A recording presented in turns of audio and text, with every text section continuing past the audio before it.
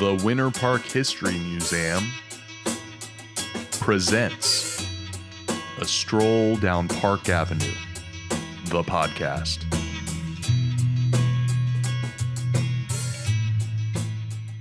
Welcome to another edition of the Winter Park History Museum podcast. I am Paul Twyford, the president of the board, and I am joined by some esteemed individuals today. We are really excited about this particular podcast for a couple of reasons. Number one, we are on location today here at the beautiful Winter Park Country Club, which has a whole history unto itself, which we'll talk a little bit about today. And for the second reason is we're breaking with tradition a little bit in terms of the way that we're doing this podcast, because instead of just interviewing one individual for the duration of the podcast, we are joined by four people to help regale us with the history of golf in Winter Park, and that is the subject of our podcast today. So I am going to allow each of these four gentlemen to introduce themselves and talk a little bit about their connection to golf in Winter Park. Would you start us off, Randy? Certainly. I'm Randy Knight. I'm the city manager for the city of Winter Park, and my connection to this course obviously is that it's run by our Parks and Rec department, and so from the time we bought it to today, and even before that, we leased the golf course. So the city's been running it my entire 30 years with the city, so that's my connection. Okay. Bill? I'm Bill Neidlinger. I'm probably the newest member of this foursome because I've lived in Winter Park 15 years. My wife and I left Atlanta, ran to Little Winter Park. This has been my home course for all the years that we've been here, and it's made some great memories and legacies. I was in the golf business in Atlanta, as was another one of our panel members here in a minute, Gary Diehl. Okay, great. Good to be here. And my name is Gary Brewer. I was mayor at the time that we purchased the property, as Randy had alluded to, that for 80 years this was leased by the city, or to the city, parts of it. Part of the golf course was actually donated by the Morris Foundation. The first two, the ninth and the first hole, were donated as a park. And then the remaining holes we purchased in 1995. Okay, great. Here. Well, my name is Gary Diehl. I moved here 16 years ago, 1 year before Bill. I spent 40 years in the golf industry, managing a number of different companies like Ram Golf, and I was a vice president at Tyler's Golf. So I was involved with the golf industry for a long time. And I came here to work for a golf company that was located over in Pennsylvania Avenue, right across the street from the fourth hole, which was nice, a nice association. And so I sort of adopted this as my little golf course too, and then watch how it changed over those 16 years, and that brought us to the point where the task force was created by the former mayor, Ken Bradley, and I was glad I got to be part of it, and I became the chairman of that task force, and we'll get into that as we go through this podcast. Okay. So as our viewers can already see, we've got, we're really excited to have assembled this foursome, as you put it. I love that, to help kind of guide us through the history of golf in Winter Park. So let's kind of start at the beginning, shall we? So in 1900, the Winter Park Golf Club held its first annual meeting. Anybody who would care to comment on that, or? Well, I think it's interesting to note that this is actually the second golf course. The very first golf course was down by the Alabama Hotel, and the property where City Hall is today, the Women's Club, and that whole area was the first 9-hole course. And then in late 1800s, early 1900s, maybe late 1800s, there was a fire, burned the hotel down. And it was rebuilt at the end of Webster Avenue, the second Alabama Hotel. So, of course, the golf course then was moved down here. And the foundation, Winter Park, the Morris Genius Foundation, the Morris Foundation actually owned all of this property. So, And who were the individuals who were involved in some of those iterations? in forming the club, I don't know that early history, but I believe probably all of the names that we know from streets in Winter Park, Comstock and Chapman and all of those people were probably, and Morris, obviously, and they were golfers. And that was, I guess, as you indicated, the first meeting was held in 1900, according to the timeline I have in front of me. There's, history is a funny thing where, there's sometimes yeah, there you go. I heard Gary was there, so I don't It didn't take us long to go down that slippery slope, did it? Well, the one name that was probably associated back in 1900 was Charles Hosmer Morse, who was involved with that, and then eventually in 1914 started this beautiful facility. So that's he seems to be the integral part of really all the development, and it's amazing what he created out of I guess this is orange groves, more so to speak. Yeah. Well, and he's very much tied to the history of Winter Park. When Chapman and Chase founded the city, Charles Morris was really one of their first customers. Right. And obviously he was from Chicago and owned the Morris Fairbanks Company and wintered down here. And then when the freezes came and the land company failed, I guess, it was just called the land company at that time, Morris actually bought it. Harold Ward, who was his grandfather, I think, was working for the foundation or working for the land company. And they actually Morris hired Mr. Ward to continue on because he was familiar with the property and so that eventually transferred to the Hosmer Morris Foundation. And Mr. Ward still is, the Harold Ward III is still the president of the foundation. So there's a long-standing relationship with the city. Yeah.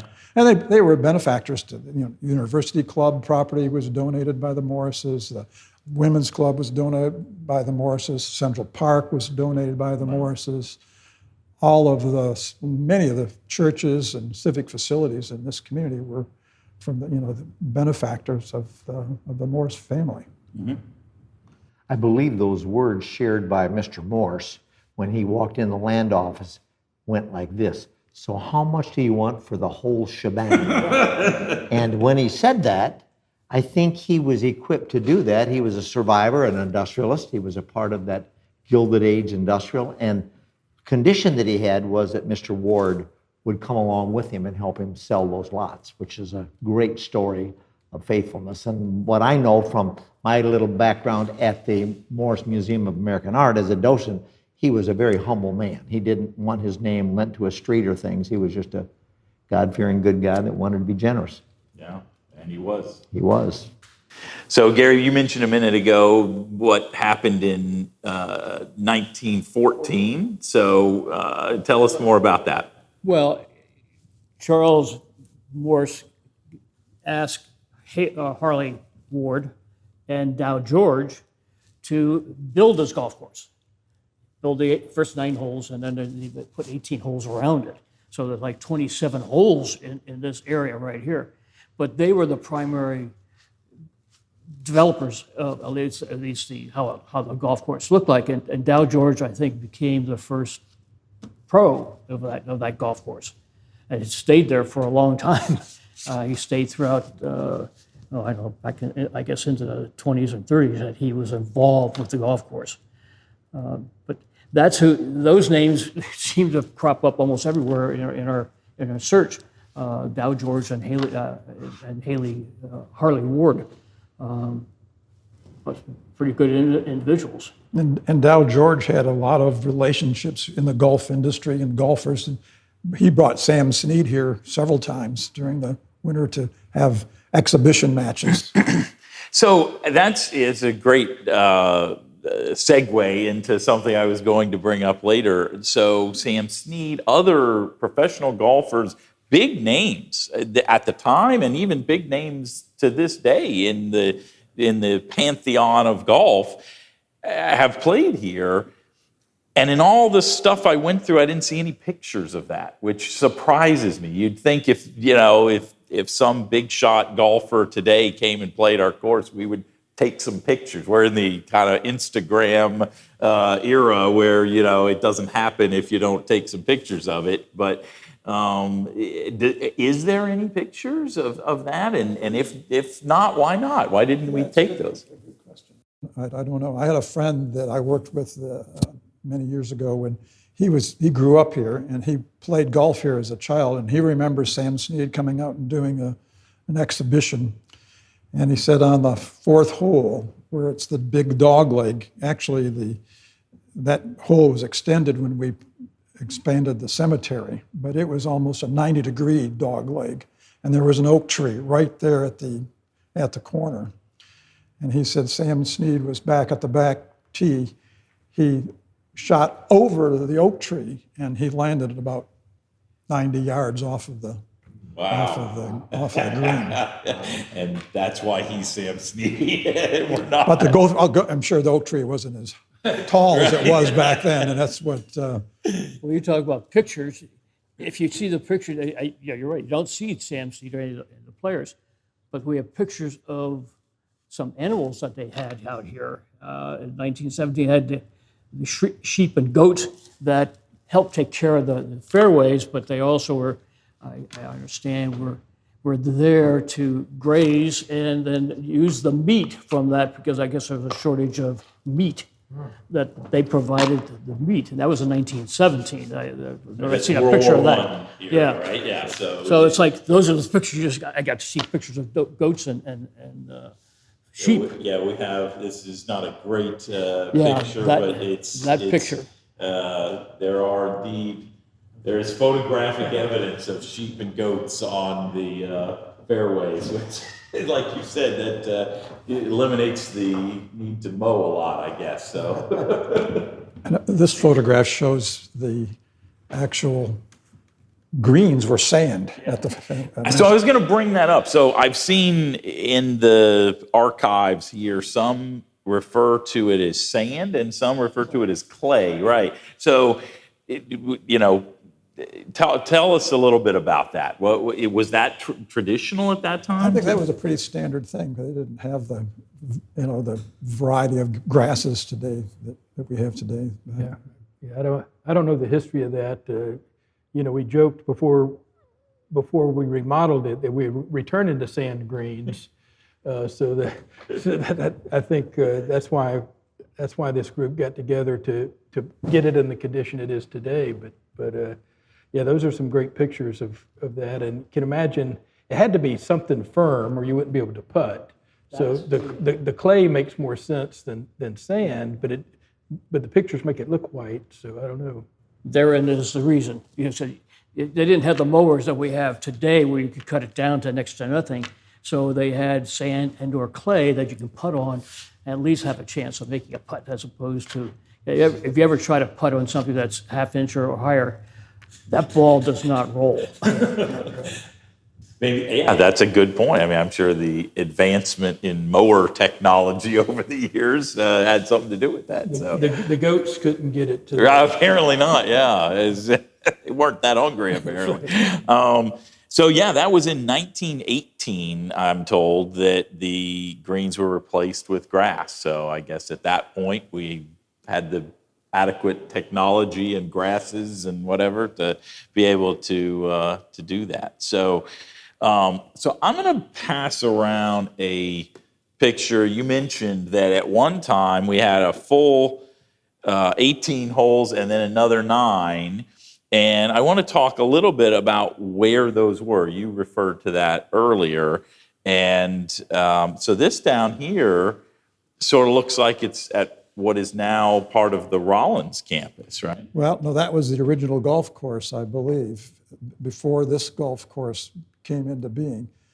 The 27 holes went from where it begins now, but went all the way out to where the Winter Park Village is today. Okay. And so it kind of followed Webster Avenue all the way out to 1792. And that was retracted to 9 holes, and that's about the time when the Winter Park Mall was built in the early 60s. Apparently there was not enough interest in supporting the golf club, but it went out of business for a number of years during the 50s, I believe, late 30s, 40s, when the Aloma Country Club was built out at the corner of Lakemont and Aloma. World War II came along. Everybody went to war, including all the golfers, and the golf course it was a private country club, but it failed. Property was deeded to the city for parks, and then part of the property was deeded to the hospital for Winter Park Memorial Hospital, now the Florida Hospital, or I guess it's Advent Hospital now. And they came back to this location then to restore the golf course. But at that time, it was down to 9 holes. So in 1931, I'm told that the Rollins College golf team entered intercollegiate competition for the first time, and that they, I guess, used this course from time to time to practice on and so forth. As you guys know, we have an exhibit at the museum right now, a shameless plug here, for the Rollins, the first 50 years. And wanted to just throw that out there. Did anybody have any stories or anything to say about sort of the history of Rollins and golf in Winter Park and how that might overlap? They're still playing here. In fact, I was here last week, and the women's golf team was out here practicing. And they're the number one, I think they finished number 1 in the nation for their conference. They've won the national championship multiple times. That's one okay. Our current coach. She's phenomenal. I mean, she brings the team out here all the time, and helps us actually maintain the golf course. They willingly go and replace the divots that you occasionally will see in fairway, and or replace the ball divots. They're great. It's a great addition to us. I tried to get them as a partner when we were. And they were one of our corporate sponsors when we reopened. Sponsor. Yeah, that's what I wanted. Yeah. She was wanted to be part of it, and so we met with Steve, and we put together a program that involved them for 3 years. That's a great partnership to have them here. They don't misuse the golf course, and they add a nice flair to it to have those girls out there playing. So.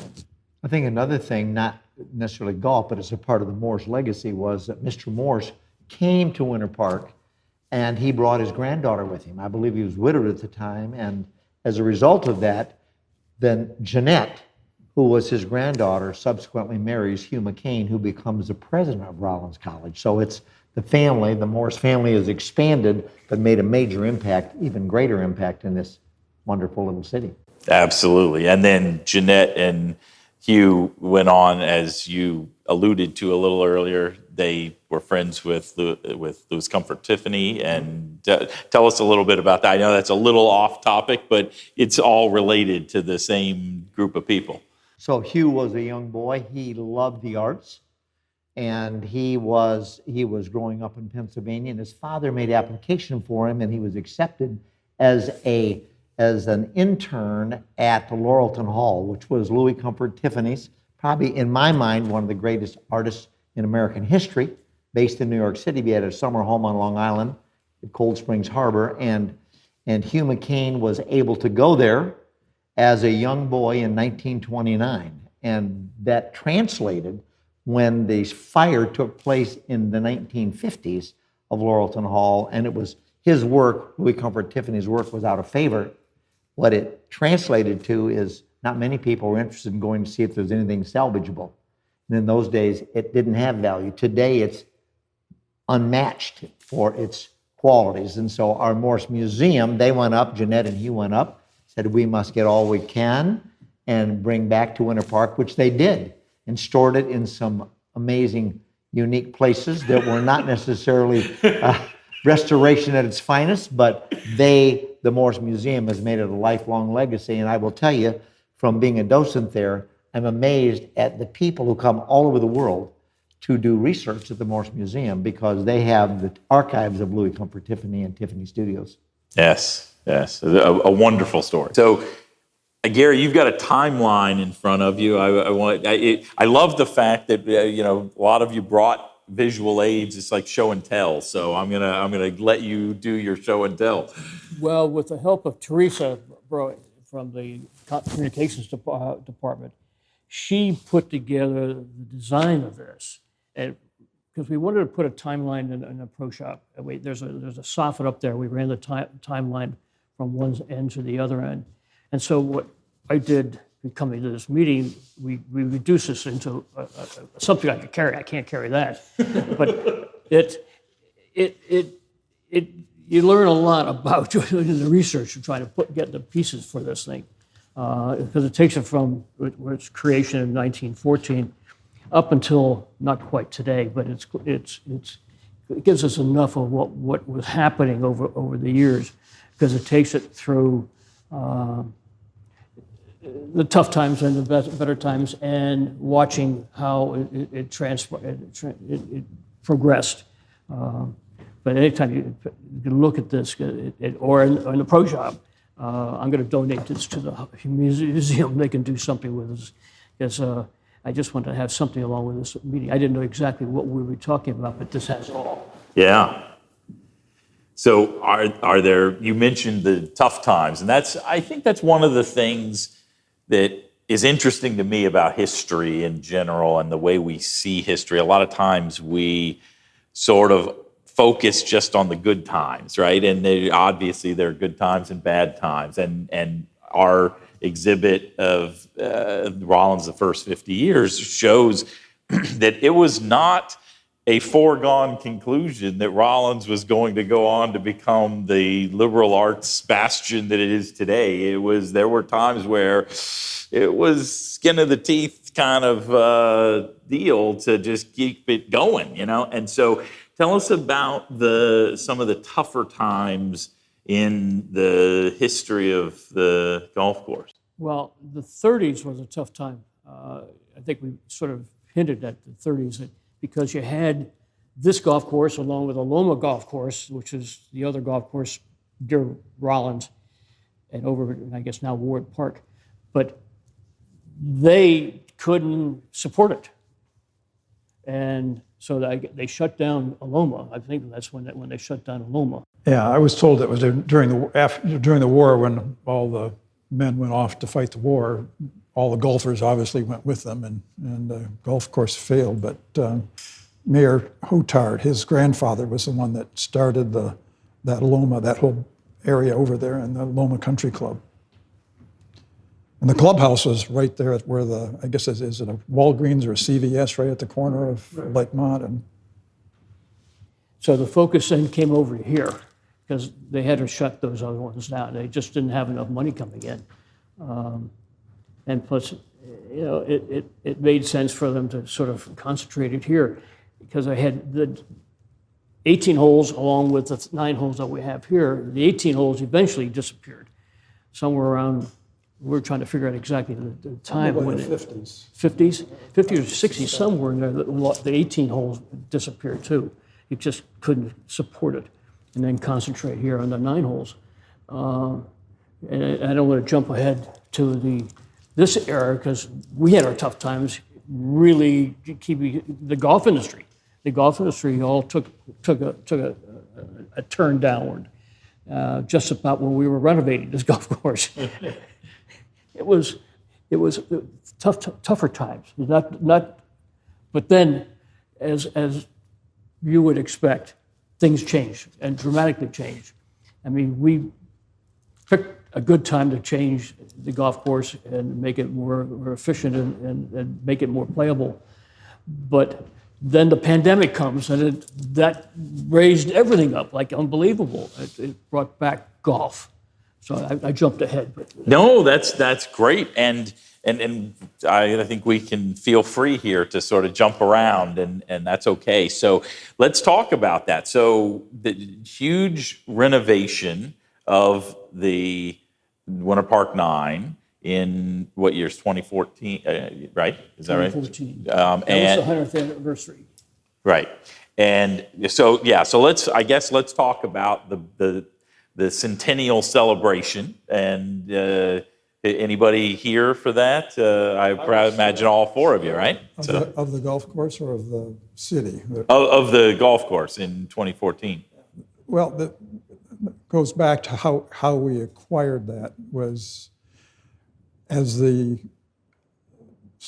Morris were making plans for their museum. They had a small museum on Welburn Avenue, very, very small. Then they had a very small piece of their collection on display there. And their dream was always to build a new museum. And we had a lease on the property. We had two back-to-back 40-year leases. So starting in, I think they started in 1908 was when Morris actually bought all the assets of the land company. And this was included in that, and leased it to the golf club. And it again formed in 2014. But almost at the end of the lease, in late 80s, Dr. McCain came to the city and said, we're going to build our museum down here on holes 2 and 8. And then we're going to develop the rest of the property and of course the community was upset about that because they had kind of taken ownership of the golf course. And so we both had the same attorneys, Winder, Weedle, Ward, Haynes, and Woodman, so we had to hire an attorney to represent us. And we were playing shuttle back and forth between our attorney and their attorney, who was Harold Ward, who was still involved in that. And we were not getting anywhere. And I would go to church with Harold Ward, so one Sunday I said, we're not getting anywhere. Do you mind if I sit down with Hugh McCain? And he said, no, I wish you would, because he's insistent that he does not want to sell the property and that this is where he wants to build his museum. That's always been their plan, and so on. So I invited him to lunch at the Park Plaza Gardens, and he said, I can't, it's too noisy in there, I can't hear, come to Interlochen. He was a member of Interlochen Country Club. So we sat there for an hour and a half having lunch, looking out over the nice 18th green. And he was insistent the entire time. And he said, why do you want to, why would the city want to buy it? Most of the people there don't even live in the city. The people that play golf there don't live in the city. It's, it's kind of run down. You haven't taken care of it. And I said, well, Dr. McCain, we've been sitting here for almost 2 hours. Have you seen one child come off of that green? And I said, just do me a favor, come down on a Saturday morning and see all the families that come out here to play golf. And this is, kids can't go to a country club like, Interlochen to play. And so this is more than a golf course for the older people. This is a golf course for the community. Plus it's green space for the city. So he called me back that next week and said, tell you what, you get an appraisal and we'll get an appraisal and then we'll talk. So that's what started that whole process. But he was not receptive at the beginning. And he said, and that's another thing he told me. He said, you've leased this for 80 years and I don't think you've ever paid us. And so I researched it, and we had $1 a year lease for 80 years, and we hadn't paid. So anyway, we got our appraisal. It was for $8 million, a little over $8 million, and he had an appraisal for $8.7 million. We offered $8 million, he accepted $8 million, and then we closed in 1996, I guess it was. But as a kind of a joke, I went to the Mint in Atlanta, where they print the money, and I bought 2 sheets of dollar bills, and I had them framed and a letter saying, paid in full, and presented it to him at a commission meeting. And he still has it, or they have that at the office, I believe, still. So, Just to add to that story, I mean, they were talking about putting the museum basically across Park Avenue down there. And so you'd have a bookend of Rollins on one side, museum on the other side, which, would have been spectacular. But you can imagine not having this green space and what this green space does for Winter Park and Park Avenue. But, it wasn't we had to go to referendum to acquire the course. And so it hadn't been for the mayor's relationship with Hugh McCain, I don't think we had ever gotten there. But then we had the whole campaign to buy it. And we actually had a person that lived in Winter Park that challenged the purchase legally.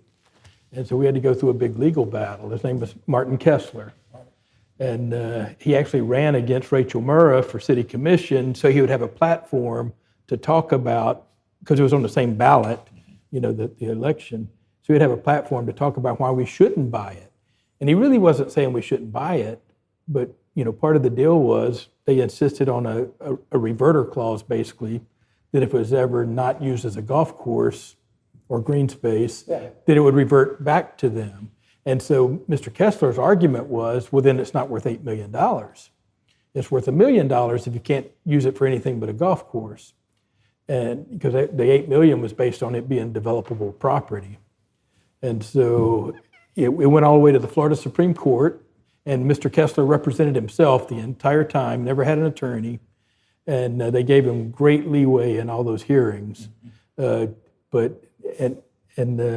city ultimately won, went to referendum, passed it 89% of the vote. It was June 4th, 1996. The group that we formed was called Keep It Green for Tomorrow. And it was just a campaign, basically. We had signs and mailers and so on and forth, like you would have for any other political campaign. And the vote was actually 3,497 yes and 1,076 no. Which, the voters are voting to tax themselves to acquire these 7 holes that we didn't already own. So that's you look at any bond referendum, that's an overwhelming number of yeses. And so that, then the museum acquired the piece of property that they own now. That was an office building at one time, right, and a retail store, and they combined the 2 buildings and created the museum. Mm-hmm. And so everybody was happy at the end. And the museum opened in 1995, I believe. But Dr. McCain had passed away by then, and we had a nice opening of the museum, and of course the golf course was being repaired. When we first bought it, it was in terrible condition. Because in the 5 years that we extended the lease, the city was not putting any money into the irrigation systems or the greens, and it was in bad shape. And what was the golf pros that was here? Steve Lundblad. Okay, he had a friend from Cleveland, because he had been a golf course person from the city of Cleveland, and Bill Carrico had both worked at. That's how actually how Steve got here, because Bill Carrico knew him from Cleveland. He was the parks director at the time. And they had a friend that was at a private course down in Palm Beach in that area. Dave Trask was his name. And he was tired of dealing with the members of a private club, so they enticed him to come up here. And I remember walking out on the course, and there was the only place if there was grass was in the rough, because there was no grass on the fairway. And he's kicking the sand, and and he says, "Oh, I can have this in shape in about 6 months." And I said, "You're kidding." Yeah. And he did. Within 6 to 8 months, this course looked, entirely different. Dave could grow grass on a moving car. He was talented.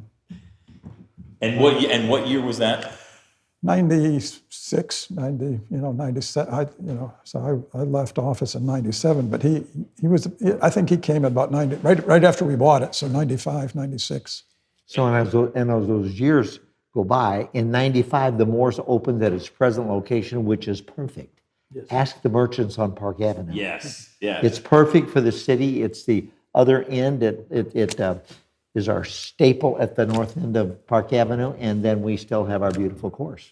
And kind of accomplishes that bookend sort of thing that you've referred to earlier. So, one thing that just sort of jumps out at me is the $8 million, which seemed like an exorbitant amount at the time. I don't even want to speculate what this land would value at today, but clearly well north of that number. So I think that was a good acquisition for the city. I don't think there's any debate on that. So with the addition of him being able to kind of reconstruct the course, it was sort of on a path towards a better days, right? So, and then in 2014, the renovation happened. So let's talk about that and what led up to that and all of the good stuff about that. That's when the task force was formed. Because during that time,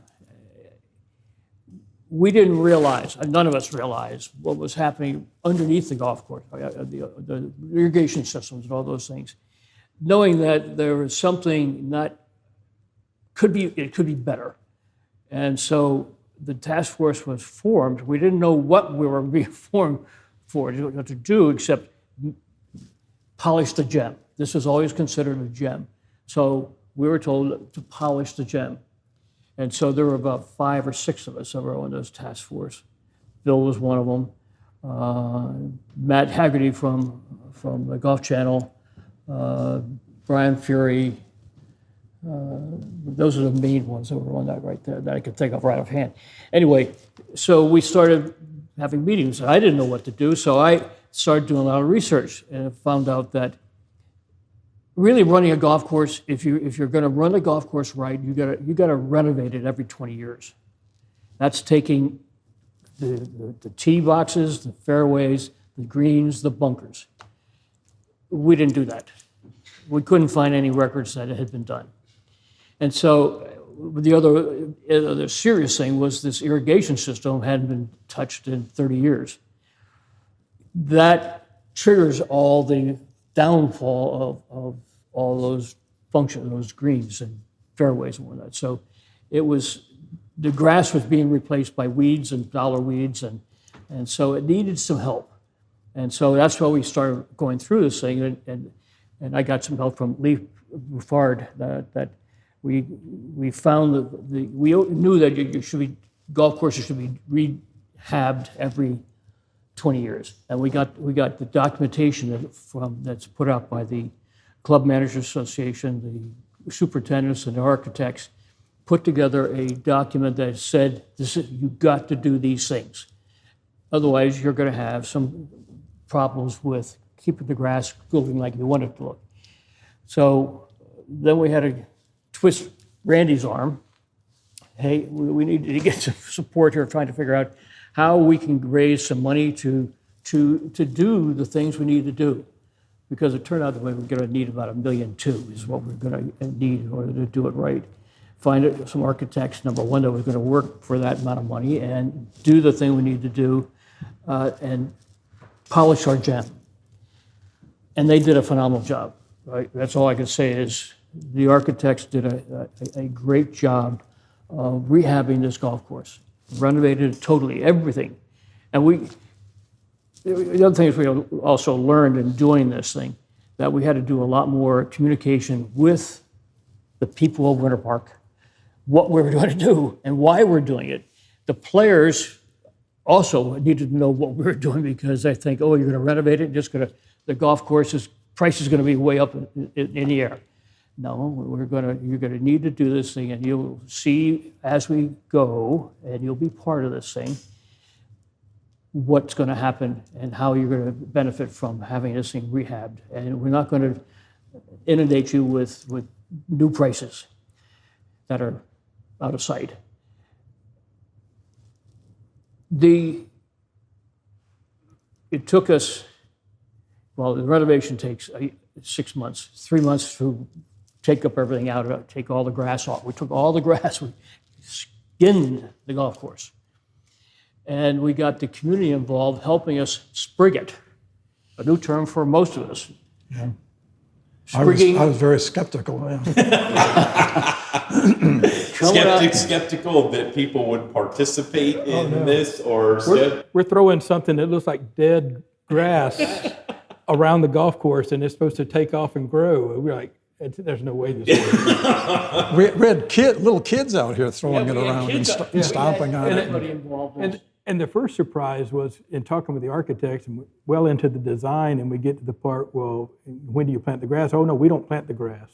What do you mean you don't plant the grass? Oh, no, we design it. We get the turf or the ground shaped like it's supposed to, and y'all plant the grass. What are you talking about? It was a new experience for all of us, believe me. And I mean, it worked. I mean, we took a piece of land that was very flat. We took and elevated greens and put undulations in the greens, undulations in the fairway. And they listened to me. I said, we need to really go to the Scottish type of bunkers that have these big lips all the way around it. Because I want people to see it, and when they're driving down Webster, be able to see that there's something different that's happening out there, and it gets their attention. What we didn't really realize is that we have to train all the players, because they don't know how to enter or exit the bunkers. Like in the old days, we didn't have much of a bunker and didn't have much elevation. They just walked right on in and walked right out. These, if you walked on the edge, you broke it off. So poor Superintendent Ed Batchelor, who was constantly repairing those bunkers, and we had the pros as people checking in to train the people how you enter a bunker and exit a bunker, because otherwise we'll be repairing those forever. And it all worked. It eventually worked, and we wound up having a golf course that is not only ranked locally as one of the best in the area, one of the best in the state, one of the best in the country. Yes. And then it goes internationally. We became ranked 41st in the world. So the whole thing worked out beautifully. And everyone was happy with spending the $1.2 million, I think, most of them. Not everybody was, but mostly they were. But they understood that it was a good investment in it, because it turned into something. Because one of the other things that I was driven by, I wanted to see this golf course be self-sustaining. And I thought that would make him happy if we could do that. And the Winter Park taxpayers happy, of course. Absolutely. Because it was a drain on the city. It was not something that it wasn't in this condition, was not good for the city long term. So that was one of our goals, is how to make this self-sustaining. We almost did it the first year. We unfortunately bought some pine straw at the very last minute and put it into last year's budget. It should have been in the future budget. But the year two, I think we came close to breaking even on year two. And then started making money from there on out, and it continues. And we got a good staff. We got good staff in the pro shops.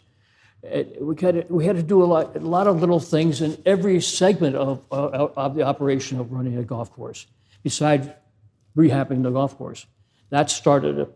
Other things came along with it. Absolutely.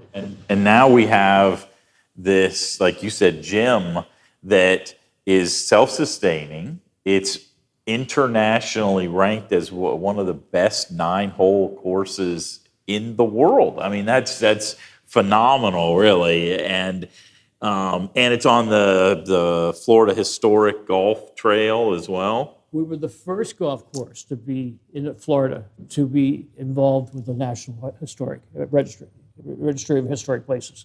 The first. I remember talking to the architects or the people that were out here. It is a very short course. It's, yardage wise, it's, And I remember talking to him, he said, well, we can't make it any longer, but we can make it more difficult. And they did. I play here weekly, and this first green here, it's almost impossible to land on that green and keep the ball up there. And it's just, and it had a reputation. In fact, you would talk about, well, where do you want to play? Winter Park. Oh, the old man's course, and that's the reputation that it had. And but we've obviously have changed that now. Still, one of the beautiful things about this course is that it's a walking course, and so it's short. You can walk in. There's not a mile between holes. So it just makes it fantastic. And there's over the years I always thought, why don't you have more golf carts that people can rent? And we don't want to change that.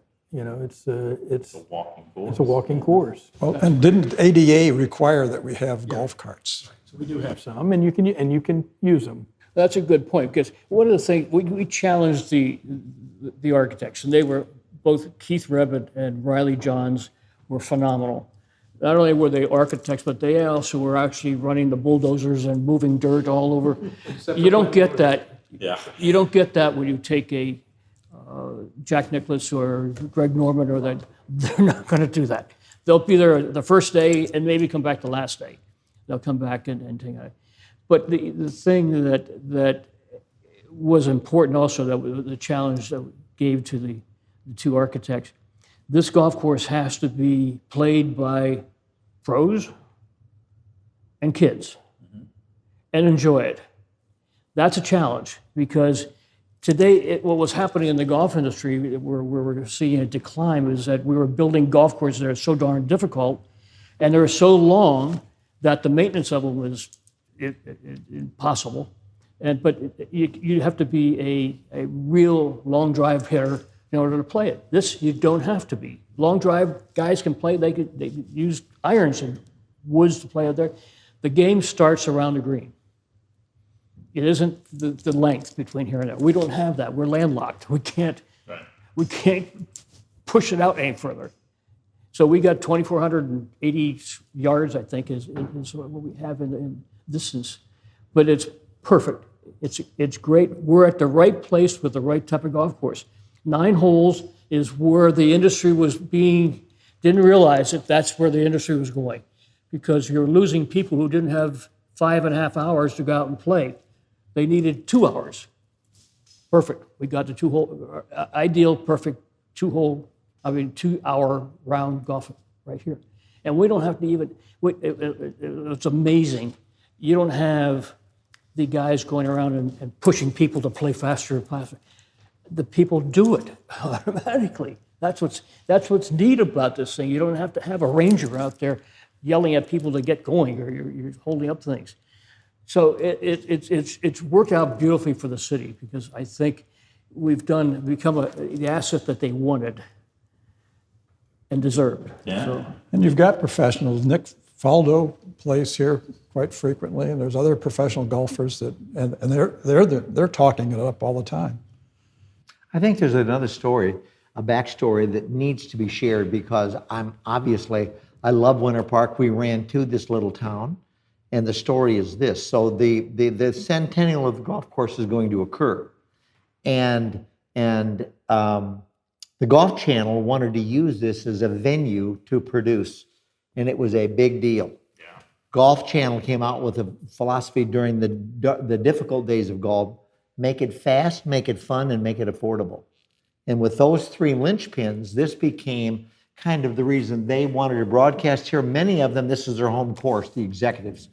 But anyway, Mayor Ken Bradley was a person that I knew, and I don't know how it got to this, but one of the things we wanted as a gift was to get the starter's clock. So we would have a starter's clock like the old course, a really classic starter's clock.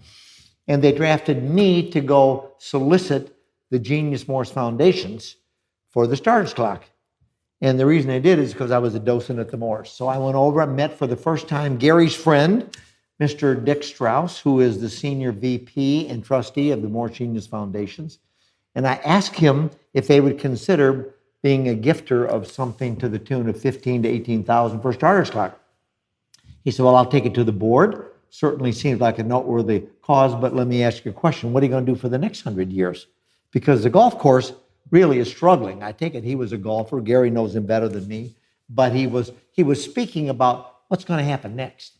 And so when they went to consider as a board whether they would fund the starter's clock, that was the seed, because I went back to the mayor and said, well, he said, what are you going to do for the next 100 years? And it was then that he came up with the idea, not me, came up with the idea of seeding a golf, what do we call it, task force that came together, 2 Golf Channel executives. Gary was a senior executive in the golf business, knew people around the business, and it was those people that made a major difference that brought it together. So Absolutely. And that starter's clock is a piece of the Winter Park history and the Winter Park history of golf as a result of all of what you just shared with us. I and it love salutes that. Charles Osborne Morse, a great As Winter it Park should. president. Yeah.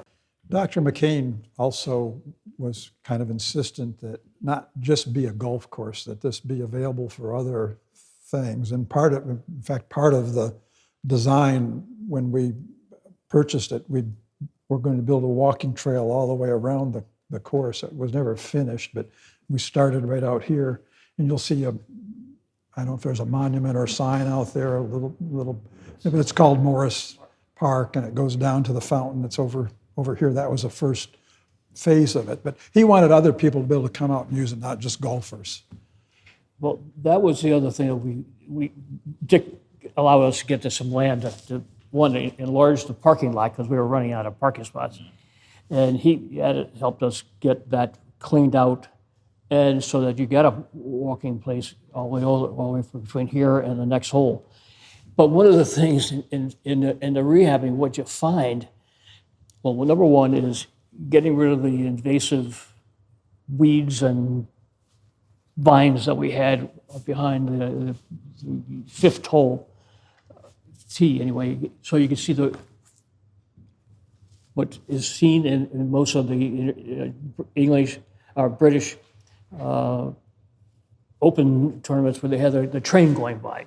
Well, now we open that up, and people now like to see the train, and thanks to you guys getting them to stop blowing the horn, even made it really fit in beautifully with the whole operation of the golf course.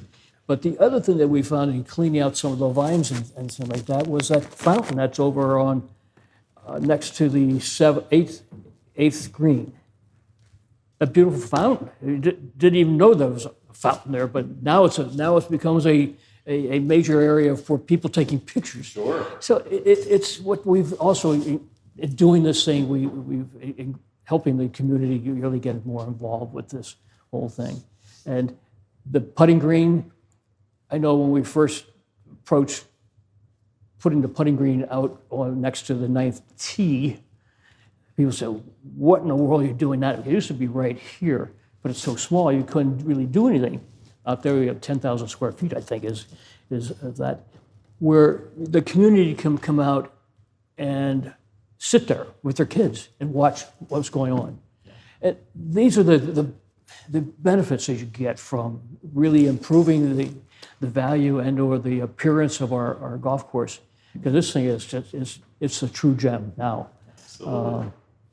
Nothing better than a Friday night watching a wedding take place at Casa Feliz, families putting, dogs running around, people walking, and golfers going off the ninth hole. Absolutely, absolutely. And so I love the fact that you guys have segued right into the next thing I was going to talk about. So let's tell us about Casa Feliz and how it ended up where it is.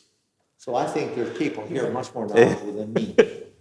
The Holler family owned that house. That's where they resided. It was across the street right here from the golf course. And a couple purchased the property, and they were going to tear the house down, which was a Gamble Rogers design home. And of course, the community was, anytime you're going to tear anything down in Winter Park, you're going to run into a problem.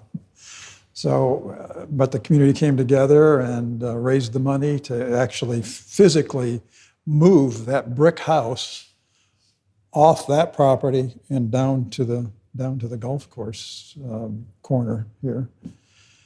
And I mean, I was here just to watch. I was astounded that they could accomplish something like that. But and it's made a nice addition to the to our property. And the city arrangement, we own the land, but we don't own the. Right, we own the land. We lease it to Casa for I think $1 a year. I don't know if they paid us. I'm going to go check after your story, but yeah, it was an interesting process. I mean, they thought they could move it across the street and get it there in like one day, and we'd have to shut the course down for one day. It took a lot longer than that as it crawled. Like a week, I heard. Yeah, as it creeped across the street. But the night the commission approved moving it, they actually had a bulldozer out there and clipped the corner of the house. They were going to take it down that night, and the police department stopped them because they knew the commission had approved us moving it, and so they were going to take it down. They didn't want the hassle of the delay, and it did delay their project for probably a year before they could build on that property. So it was, ultimately, it was very gracious on their part to let us take our time and move it. I can tell you they didn't lose money, but this community can come together for causes, and that was a great example of it. Absolutely.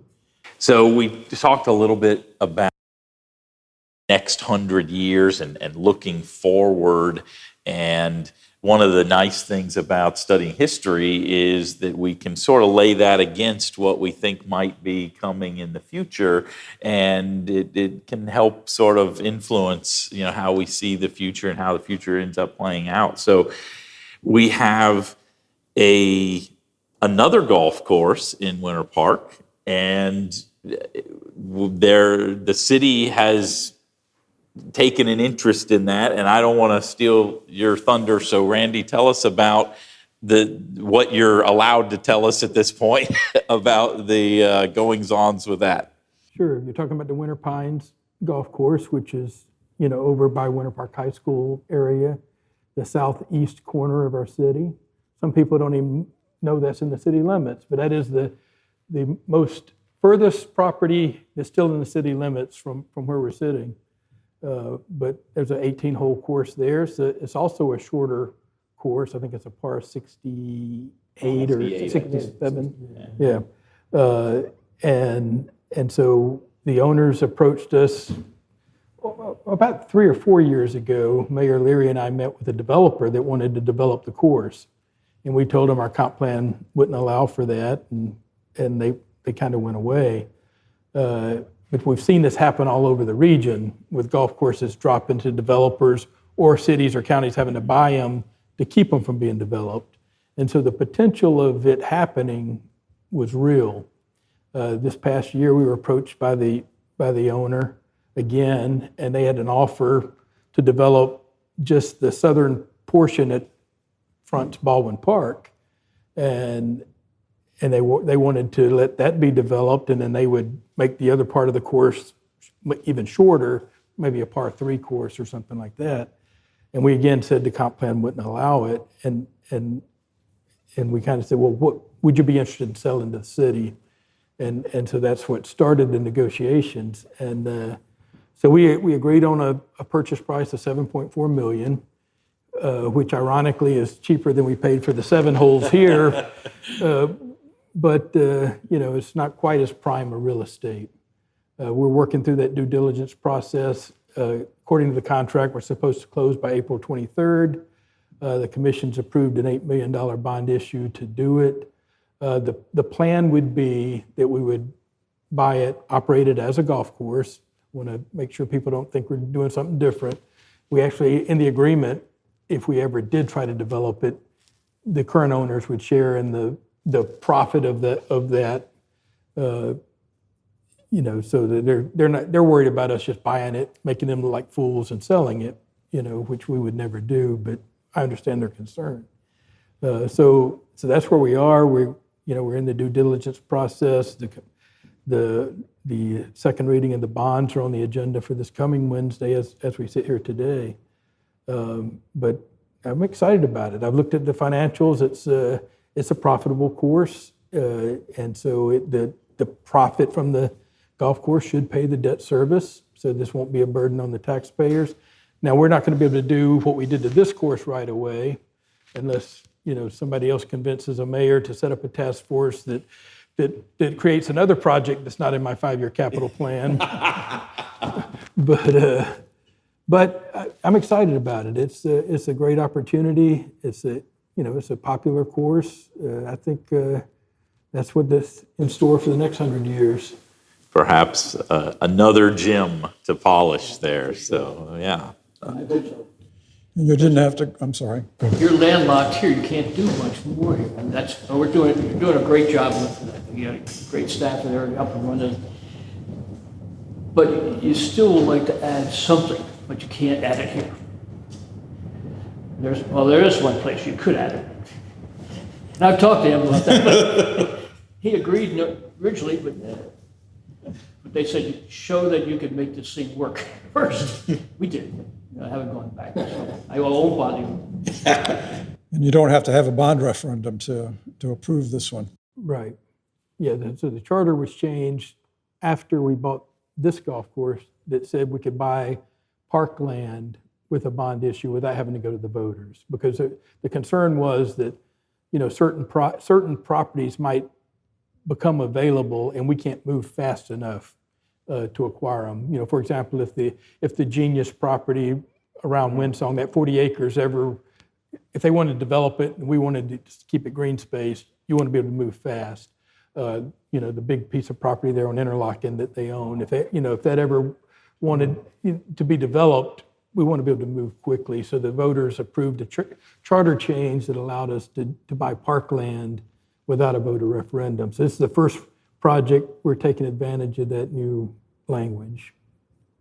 One thing that made Winter Park attractive to me, there were many things, but I believe per capita we have the greatest park space of any community in the state of Florida. And I think it's a great decision, Randy, to add to it. Yes. So let's sum up all of this, and I'll kind of throw it out for any additional fun stories. One story that I have heard of that perhaps you guys know better is there's frustration sometimes that happens on the golf course. I'm sure you don't know anything about that. You're such excellent golfers, but occasionally people get frustrated on the golf course, and there's a little bit of sort of golf rage, if you will. And I heard that one time someone was so angry that he set fire to a tree on this course. Has anyone heard this story? I hadn't heard that story. I know a lot of people that wanted to cut trees down. If you want to see some rage come out at 1:30, I'm teeing off at 1:30.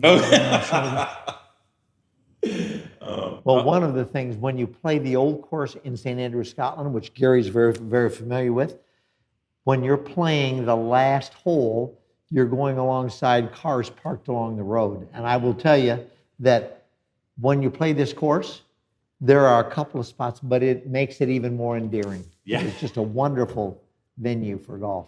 It goes back, the layout of this course has changed over the years. Number 8 used to be a par 4, and you shot over Park Avenue, and the green was there where the putting green is right now. And number 9 was a par 3, and the tee was closer to the clubhouse. But they were hitting cars all the time, so they closed that and reconfigured it. When I first started playing here, because all of this was zoned and platted as residential property, residential lots. It was just because Mr. Morris wanted a place to play golf, as we had it for that purpose. But there were roads that went through the number 4, and there, not a lot of traffic on it. It was still a dirt road in most cases. We closed that one since I've been here. So. Yeah, when we bought the property, then we were able to close that road, but it did go through into the cemetery. And then, of course, the cemetery was expanded, and that it made that hole a little bit longer.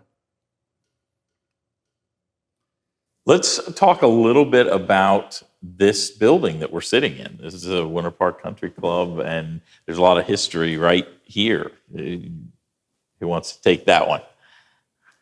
It was built in the 20s, and you can see photographs of them. Probably in here, it's photographs of the building. There's probably in some of this as well. And there was a starter shack was over here, which was really a very small. Yeah, that's the same photograph. But it was a little tiny shack, and they've added to it. And several years ago, you redid the whole building, that whole building. But when was it? The year that we actually remodeled this, Alan Trevelyan, who was a former mayor and a contractor, he took this on as a project because it was in pretty bad shape. When I first played here, there was a locker room back in here, club storage, and this was more of a storage space. It wasn't being used for anything.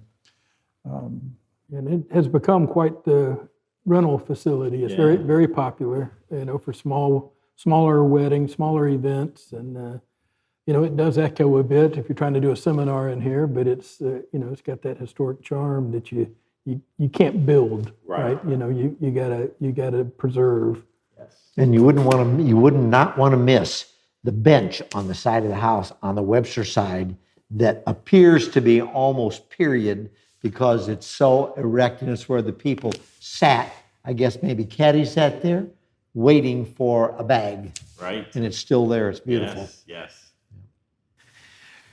Well, gentlemen, it has been a pleasure. Thank you so much for the generous time that you've spent with us, and this has absolutely been a treat for me personally. So I want to thank you all for being here and thank our audience for listening in.